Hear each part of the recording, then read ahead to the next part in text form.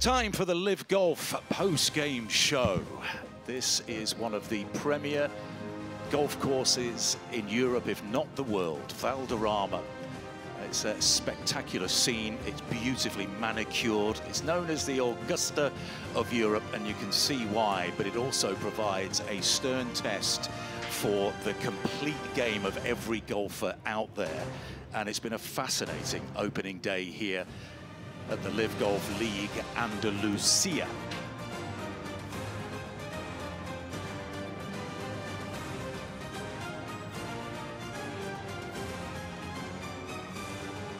"36 holes to play on Saturday and Sunday.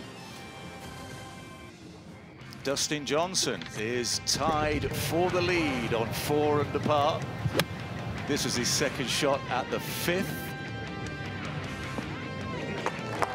Spoke to him on the range the other day and he was just thrilled to be here. Big, broad smile on his face, looking forward to the challenge that this golf course poses. This was for birdie at 9. This for birdie at 10. He made some putts, made enough to get to 4 under. That one just curls in. A lot of those, though, have just been nicking the edge and not going in. Now this was at 11. For eagle, never had a chance, but a tap-in birdie never really experiences too much pain. So the individual leaderboard after the first round here, Dustin Johnson and his fellow American Jason Kokrak on 4 under par. Cam Smith lurking once again behind the leaders on 3 under alongside Anaban Lahiri of the Crushers. Taylor Gooch, well, he enjoys road trips with LIV Golf. He is 2 under par.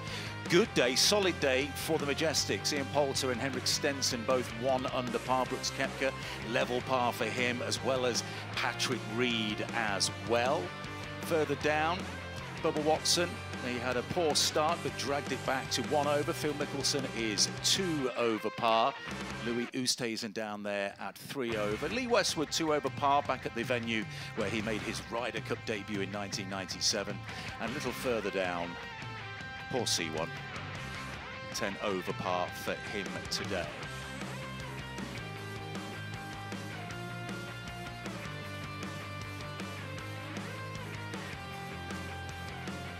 Well, one of the great things about the LIV Golf League and our broadcast is the access we get to our players who are good enough to give up their time. Let's send it down to Troy Mullins with Patrick Reed. Arlo, I have the pleasure of speaking with one of my favorite players, Patrick Reed. We were speaking a little bit about your round. I think even is respectable on this course. It's a frustrating day for me, I mean, honestly. Anytime I get on a range like this, it was pumping off the left this morning. Seems like that first tee shot was just left. And I was starting on 2, hit it left, and missed it in the right spot on the second shot, didn't get up and down on a basic bunker shot. And it just, from there, kind of dominoed.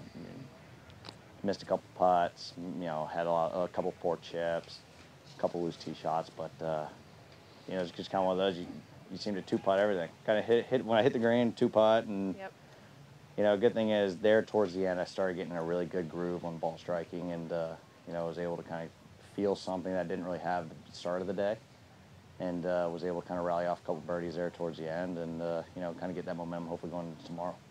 Do you feel like you were a little impatient with yourself and a little frustrated? I'm always impatient with myself. I always expect to play, you know, play well and shoot as low as possible, but.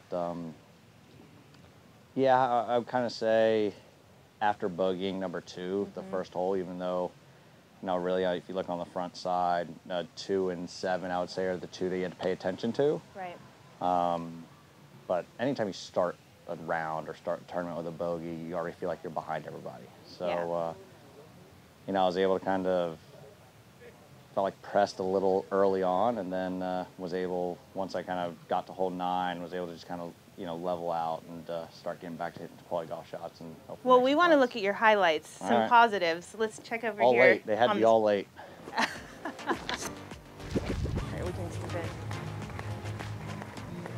All right, here we are with the birdie. Yeah. That was great. Yeah. Yeah, I finally made that one on 11. 11 was playing really short today. I actually hit 5-iron from 240 over the green. Second shot at 14. This is played long all week, so I was kind of curious to see what this one did. The crowd gave it as if it was about to go in, so. Oh, so you were upset that it was, what? No, I was happy. So I was like, all right. I saw the ball finish, but all week I haven't gotten that one to the hole. Oh, this was for eagle. On This 17. is when I started feeling it in full swing. I hit a perfect cut drive on 17 and, you know, perfect 3-wood to there and had a good look. But, you know, it was kind of, that was kind of the story. A bunch of burned edges, whether it was, a lot of them I felt like were a hair low. That was the first one I missed high. And that one just kind of at the very end kind of straightened the hair. But, you know, the game's close. I feel like I'm hitting the ball well enough to shoot low number out here, and I just need a couple of those putts instead of burning edges to fall. And once one, you know how it is, once one goes in, they all start going in. So we just need one to go in early. I know everyone calls you Captain America, but I call you Seabiscuit in my head. Because when you come, you always come from behind, and you're so strong, and, you know, it doesn't matter if you're not in the lead after the first day. Yeah, you know, it's one thing my team and my wife's been preaching to me is like, hey, you have to get off to better starts. You need to stop always playing from behind. But, you know, it's just kind of one of those things that, at least today, I didn't shoot myself out of it. There early and kind of through the early parts of the round, it wasn't looking very good. It was looking like it was going to be a struggle all day. And, you know, I was able to kind of get it going and get it at least back to even. Had a good look there on the last hole of the day and just burned the edge on the putt. But, you know, we're definitely in it. I think 4 under is the lead, and, you know, that's not far off, especially with 36 holes around this place. No, it's not. Can we, I know you're warming up here, but yeah, can we go over to the chipping area? And of course, yeah. Trust me, I need to work on it, so I'd love to. All right, now how many wedges do you bring if you were to go over and practice your wedges? Before the round, I'd take 2. I'd take my 60 and my 56, and the only time I'd use the 56 is just out of the bunker to warm up, just to really work on strike. But you know, I'm one of those guys that I live and die by one club, and that's at 61. Really? I'm gonna chip both with this one club about 99% of the time, but I'll take them both just because. Yeah. Now, let's go over some of your stats. You are leading in sand saves. I don't know if you know that, 81% of the time. Oh, you do know this. You have an active streak as well of 10 consecutive times. That's before today, then.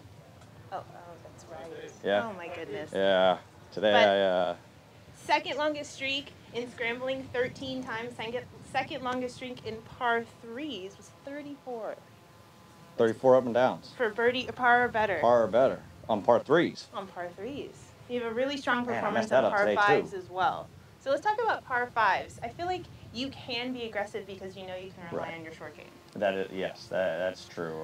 It's kind of one of those that I feel like I kind of went away from my identity parts of last year by trying to lay up always to a wedge number rather than, you know, getting it up there, getting it close. But you know, now we decided to start playing aggressive on par 5s, get up there as close as I can, and just let the short game work. And you know, it's a little bit more difficult around here though because of, you know, before I've had because it's been played in the wind. I've had 260 something into it, so it's kind of hard to, you know, with that small of a green, you know, I mean, there's no bailout. That left bunker is no good. Even with my bunker play, just not a good spot. Well, so that one I try to lay up short to 60 yards, but besides that, I mean, as long as the wind's not pumping too hard, I can get home on 17 and 11. So I watched you warm up a little bit this morning. Yes. Let's take us through your warm-up. You did a couple balls here, a couple over there, but you did something interesting. You started with a kind of abbreviated follow-through, and you had the So I have the towel. I always use a towel. I'll go 5 balls and do 5 lows. Just kind of like low runners. I'll put the towel in to try to get the chest continue to move. Because if I err, I'll actually err by just kind of getting handsy and throwy. Okay. So I kind of put with the towel under, it doesn't allow you to use your hands. So it's basically the same thing as one-hand chipping where it's more that way. So you try to get it to where the club stays in the center of your chest. And so I'll hit, you know, 4 with the towel under, and then I'll do 1 without, and I'll do the same thing on the medium. Okay.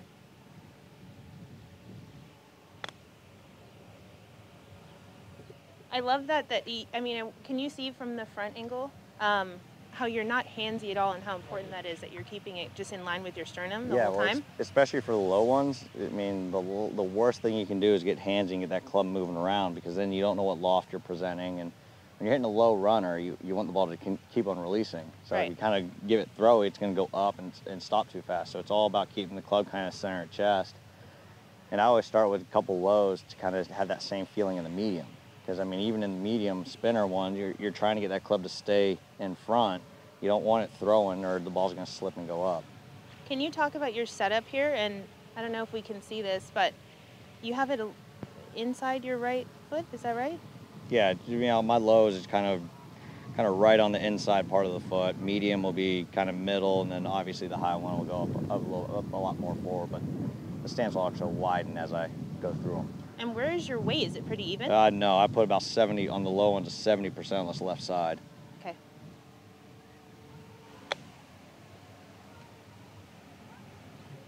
Go. All right, now let's do some of these. Actually, can we recreate one of the shots you mentioned earlier about being short in the rough, short-sided? Oh, gosh. Yeah, let's okay. just throw a couple over there.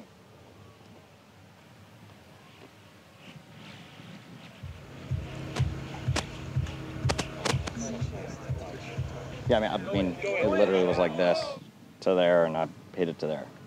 I mean, it's just kind of one of those out-of-body experiences that you just, just shouldn't happen. But the biggest thing out of the rough, a lot of people will see is they get really jabby. And, instead, you want it to be a little longer, still keep your acceleration, but kind of rhythmic, because when you get poppy at it, that's when strike becomes an issue, like the ball jumping out or coming out differently. Can you show me I don't want you improper? To rehearse a bad swing, but what is I mean, proper? you get a lot of amateurs, they'll kind of get in here, they'll be like that. They'll jab at it, jab and it into all the of a sudden the hand will go that way. And that's just when, I mean, you can get so many issues going. And the reason why they do it is because the backswing gets so short. They get in there and they get to a shot like this, and their backswing's only to like here. Well, you're out of the rough. The ball's not gonna go as fast. So you almost need a little longer, just kind of smoother, and allow the club to gain momentum as it comes through. Okay. So even though you have the club face open, you don't feel like you're drawing it or cutting across the ball, do you? No, at any point? on these I'll actually draw a hair, but I mean my draw, the club face actually works that way. It's not, everyone thinks I draw my left wrist goes there. No, my left wrist actually will stay neutral and kind of go that way. Can you do that slow-mo? That's so beautiful how you're explaining this. Kind of more there. Because a lot of people think drawing it and releasing it, you have to go there. Which, yeah, that's going to make a full swing go a long way. And to draw, but really, on the chip, since the face is pointing right, I want the club working more here. So now the ball's working up the grooves, rather than, if you were to cut this and go that way, the ball's now working with the groove. So it's now not actually going to produce much spin. Interesting. As you saw how much that one spun, that little one. It's because it's working up the grooves, not diagonally. Okay, let's see it again, the full shot.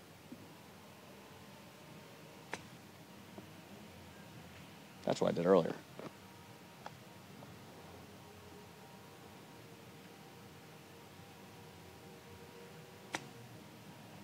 Beautiful. I mean, it speaks to how difficult this course is and this kind of the thick blades, Well, right? it's a really thick blade. That's the thing. I mean, you'll get some of these, if it's down grain, you can get it really low and spinning. And even the ones that look, like this, that doesn't look like it's really into the grain. But if you get any one of those blades in between the ball's going to go up. And so that's why when I kind of get to this type of grass, I'll open it more and have a little longer swing, and I'll just expect the ball to rise. Because it's going to go up, not really go as far. And around here, the greens are just soft enough. Anything into the wind or uphill, the ball's just going to kind of stop. Yeah. Well, if it were to go the other way and have, even though there's not really a green that way, but if I were to have that way where it's sitting up and it's down grain, that ball is going to shoot.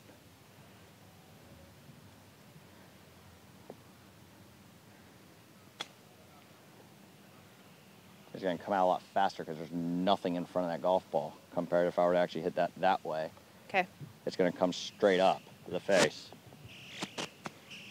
Oh, wow. And that's just because of grass. It's because you're pushing it in the grain, ball going to go up, especially with a thick blade. Compared to down grain, you get that low one that hopefully has spin. But if you're landing on downslope, that's where you get the skid. And so, I think the biggest thing around this place is really paying attention to your lie. Yeah, I think it's bent. This stuff's so easy to chip off of. But then once you start getting into the first cut, you start getting in the rough, get that thicker blade, you really have to pay attention not only to the lie, but also, you know, is it down grain into the grain? Because it's just going to affect how the ball's going to come out. But even right here, you can notice that this is a little bit like into the grain. Right. It's definitely, yeah, it's definitely into the grain. But I mean, with how tight it is, you're going to always, if you make good contact, you're always going to get ball first. If you use the bounce, right? Versus like leading. Bounce, yeah. Right. Yeah. If you start leaning on it, then you'll have issues. Actually, that's a really good point because I used to be a leading edge that's chipper. Also why, I mean, if you're hitting chips and you know the club's working more that way, you're using the bounce of the club. See? Can you show just like to the camera the bounce versus the leading edge on your club? Yeah. Just in case someone doesn't know. I mean, the bounce is back here, so you're trying to use this part of the club. You're not trying to use that leading edge. I mean, and if you use the bounce, you'll see it, so the ball, you know, use the ground. There's no divot there. But then if I were to get in here and actually use the leading edge, now you're going to actually start taking divots. And that's where, when you start using that leading edge, when you're going into that grain, that's where you'll have that issue. But if you're using the bounce, you'll be able to kind of go right through it. So someone that only uses one club, let's say you're like 20 yards off, just a little bit back to a short pin. Spin it. Why do I even ask? Okay, let's see it then. Because I would take, you know, like a 50 pitching wedge from back here, play it rough. And play it on the ground. You'd kind of bump it and let it roll up. I'm talking about from like here. All right, let's do this. So I mean, the issue around here this week so far is just short of the greens have been soft. So anytime you try to drive one, it will just plop. Oh. So you almost have to fly it on either way. But, yeah, I mean, I'll just... Oh, you're just so good. So unfair. How did you get so good at this? Well, yeah, honestly, I mean, a ton of practice, but really, you know, in Texas, we're practicing off that nasty Bermuda. So you have, it doesn't matter if it's a perfect lie or not, you have to have great contact, because that stuff will just destroy the golf club. I mean, it'll stick, that ball will go everywhere. So for me, it was trying to figure out what the best technique was to consistently get good contact. And for me, it's a little bit more shallow, more drawy to use the bounce, but also so I'm not getting in there and trying to dig into it. Now, you won't see me very often take divots like that unless my ball's sitting really bad. Okay. On any kind of shots like this. And that's just because, I mean, the more you get steep, I mean, you're changing the loft of the club. And I mean, for me, it just seems like you'll get that screamer or you'll get the one that comes out a little short. And so it's all about, for me, using the bounce and trying to keep the club as centered to the chest as I can. Go in for us. Oh, you want to? No. No. Well, thank you. You don't have to hit another one, but... Oh, go in. Oof. Well, thank you, Reed, so much. Yep. This was so insightful and amazing. And good luck tomorrow. Yeah, thanks. What is this? A handshake. Would you? Thanks. No, but yeah, I mean, that's the thing, though. You see all these guys, especially like the British. Thanks, Reed. Really fun. Great stuff from Troy and Patrick Reed out there, and we appreciate his time. We are joined in the studio by this man, Lee Westwood, a 73. I wish it was a 63. Could have been a 63. 2 over par. The first one was birdie at 11, then birdie at 13. And this was for birdie out of the shadows at the third. Co-captain of the Majestics, who are sitting nicely in third place, 2 under par. We've got Alf, who is hovering towards the booth here. Is he coming through the front door again? Well, he knew last time he was swatted out of the sky. Yeah, when I he took him out. When he was brave enough to come in here. But that's the scene here in Valderrama as the golden hour begins here. Here's the booth. So Lee, you join us when it's the shortest walk of the LIV Golf League so far. We appreciate you being here. My pleasure. We talked to you on the range, or Troy did earlier on, and you described, because it's a course you're very familiar with, and one that you clearly enjoy playing, one where you made your Ryder Cup debut in 1997. Did it play as you expected it today? I was thinking about it going round. I've never played it at this time of year. It's always been in September or October when it's been soft. The greens have been spinny. The fairway's a bit softer. It was a bit firm today, wasn't it? Yeah, there was a bit of fire out there. You know, it showed its teeth in places, and you know, it's not often you have to land it on the front edge here and let it release up the green. You can normally try and land it behind the hole and bring it back to it. So Yeah, played very different, but like you say, I've played a lot here, and you know, there's certainly an advantage to having. Well, it feels like there's an advantage, but I had a quick look at the leaderboard out there, and Jason Kokrak. When did his clubs turn up? Yeah, really. Third hole today. Yeah. I think they did eventually arrive, didn't they? But he only walked the course for the first time this morning. Yeah. But only his clubs. I think the rest of his luggage is still floating around Europe somewhere. Well, what are the particular challenges of the golf course for everybody's game out there? I've always thought it's a real test of your patience. You know, you can hit some good shots out there and them not finish where you want them to finish, or actually finish where you want them to finish, and then you're behind a tree. Yeah. So, you know, you've got to be patient. It's difficult to judge the wind sometimes. It tends to swirl around in these cork trees. Yeah. Difficult to gauge the strength. It gets up and it drops. And you know, it's a tight golf course. The greens are small. When you miss them, it's not easy to get up and down. So, yeah, it's a tricky test. That's why you don't see really low ones around here very often. You know, like I always feel like 67, 68 is a good score around here, and you can shoot yourself out of a tournament the first day on this golf course. But I always feel like if you're within sort of 6, you know, you've still got a chance. Yeah, no, an absolutely realistic chance, I think. I've been racking my brains all afternoon. You've won on 5 different continents. Yeah. I can only think of 4. Yeah, so can I. I don't know who said that, but I know I've won in 19 different countries. Yes. Seems quite a lot. That's quite a lot. A lot of stamps in my passport. So we've got America. We've got Australia. Yeah. Okay, we've got Europe. Yeah. Okay, you've won. We've got South America. No, I don't think I've ever won in South America. No. Asia. I think it might be 5 different tours. I've won in Africa. I've won the Ned Bank 3 times. Africa, of course. And the Dimension Data. There's 4. Australasia. Asia. That might be what we're talking about. Oceania. Yeah. Isn't it fabulous when you forget, you know, all the tournaments that you've won and you have to go through the memory banks because there's so many, 44, I think, at the last count. The Majestics, let's be honest, it hasn't been the greatest of seasons so far for the team, but you're in contention here on familiar territory and going into your home event next week as well. So how's it come together for the boys? Yeah, it's been a slow start to the year for us, but certainly this is a golf course that, you know, we've all played, with us all being European Tour professionals, we'll have played a lot. Ian's played it a lot, 1 round here. I think Henrik's played it quite a few times. I know Laurie Cantor's played 4 or 5 tournaments around here, so... Poulter's won round here, right? Yeah, Poulter won in about 2002 or 3, I think. I think it was 4. He beat Sergio in a playoff, didn't he? Yeah. So, and, you know, we've all been sat around chatting. We all like it, the way it plays. So it's no surprise to see the Majestics up there, and hopefully we'll be up there on Sunday and have a chance. And what is the key to that, Lee? I think experience. You know, the more you play this golf course, the more times you find yourself in a bad position. Do you not find that? yeah, that's the truth. You miss it. Yeah, nice hat there. Yeah, I think since I put that on, it's been something of a curse. But, I always think it's a little bit like Augusta, this place. You miss it, you hit it in certain spots, and you think, when you get up there, you think, oh no, I can't get up and down from here. And yet you finish 5 yards short of that, and it's quite an easy up and down. Yeah, the tolerances are so fine. Yeah, it's about your misses around here for sure. You know, not how many good shots you hit, but where your bad shots are. You need good misses. You guys, and there's 3 captains in this team as well, and Sam Horsfield's recovering from injury. Laurie Cantor's coming for the foreseeable future until we get Sam back from that hip surgery that was very successful. But it's yourself, it's Ian Poulter, it's Henrik Stenson. David thinks you should promote one of you to Admiral. Admiral. Just to have a bit more of a... Or maybe a rear cardinal. But as a team and as a brand, you came together very, very quickly.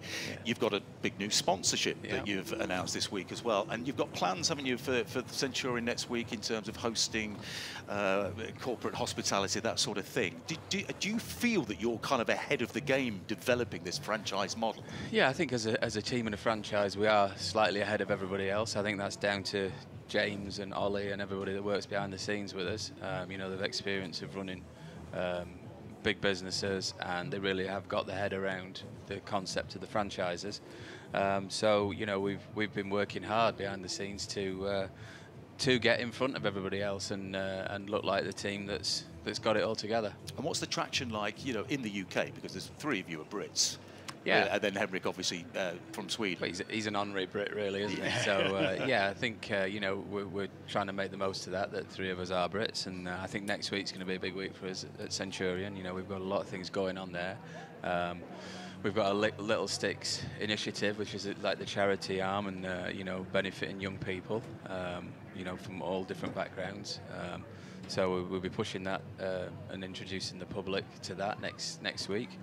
And it's a very exciting time. We've got all sorts of sponsors and potential sponsors coming along. So, you know, Centurion's going to be fun. And big crowds, I've heard, as well. Yes, we have heard that. Great stuff. Now then, 1997, we've got to reminisce, seeing as we're here, haven't we? Your first Ryder Cup. There's the team pick, look. Look at that. Look at the hair. Yeah. Are you back row here? Back centre there, back centre. Yeah. There we go. Monty, Next to Monty and Ollie. Yeah. Goodness, Sevi with the trophy on his knee there. Look, Woosnam on the right-hand side. Bernard Langer. Ignacio Garrido. Yeah. Yeah, I'm not sure that I ever saw a Ryder Cup team photograph that Sevi was involved in where he wasn't holding the trophy. Always seemed to be right in the centre holding the trophy, but quite rightly so. You know, he was a talisman of European golf and European Ryder Cup teams. So this is an early majestic team uniform, is it? Oh no, that's you in '97. Look at that. Here at Valderrama. We always wore it about 2 sizes too big back then, didn't we? But weren't you paired with Nick Faldo on the opening day? Yeah, I played with Nick all 4 team sessions. So yeah, it was. I'd gone from watching the Ryder Cup in '89 and '93 at the Belfry, well, watching in '93 to watching the guys that I admired, and then 4 years later at '97, stood in the middle of the 17th fairway with Sevi stood behind me, playing with Faldo, who was going to be my partner the next 2 days. No pressure. With Langer and Montgomery. So, it was kind of a surreal experience for me.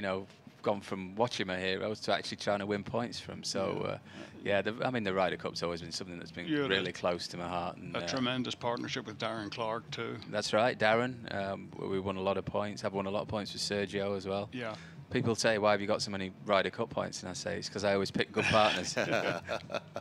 What were the memories of that opening day and the nerves and how you managed to control them and get around the golf course? It was a strange old week, really, because the first day, overnight, it absolutely lashed it down. And play was delayed for about 4 or 5 hours, I think. I don't think we actually got started till about 12:30. So, when you're nervous and you're worried about teeing it up that first morning in your first ever Ryder Cup, the last thing you want's a delay. A 5-hour delay. Yeah. It's another 5 hours to think about it. But when you've got Nick Faldo there by your side as your partner, you're pretty sure he's going to hit that first fairway. So I did have a few holes to sort of get relaxed, but I came out of the blocks pretty quick, and it was.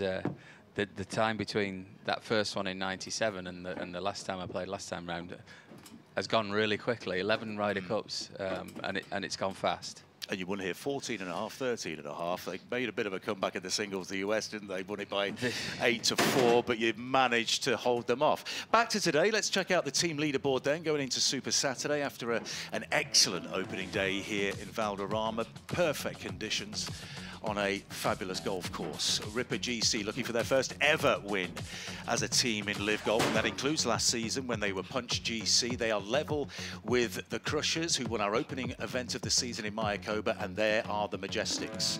In third place on 2 under, you're led by 2. You were 4 under par at one stage, but you're well and truly in the mix going into Super Saturday. So what's the plan tonight? Just relax, really. Get ready for tomorrow. I always think this golf course, it keeps everybody very closely together. So, well, when was the last time, the team lead was the same as the individual lead? Yeah, never. It's like that. This is a major championship style golf course. I think nobody ever really gets away, and it's always fairly concertinaed. So I think we're in for an exciting weekend. Anything can happen, and it can happen quickly. What score do you think is going to win the individual title? You normally double it, don't you? And maybe 9, 10, depending on the breeze, and the wind's going to change direction, which is always interesting around here. It goes from straight down on 11, the par 5, to straight into. So, it's... if it gets any firmer, I don't know, I think 7. Yeah, you could be right, yeah. Yeah. I was thinking about I'm going to shoot 11 under the next 2 days and get to 9. let's see. Good luck for the rest of the way, Lee, and good luck to the Majestics as well. This is the individual leaderboard then, heading into Super Saturday. Dustin Johnson, Jason Kokrak, 4 under par. A stroke ahead of Cam Smith and Anaban Lahiri. It's been an absolutely terrific, it's been compelling opening day here at Valderrama in Andalucía. We hope you can join us tomorrow. It's going to be a fabulous weekend's entertainment in both the individual competition and the team contest as well. We thank you for joining us wherever you are around the world. Join us again tomorrow from the entire team here at Valderrama. Goodbye for now.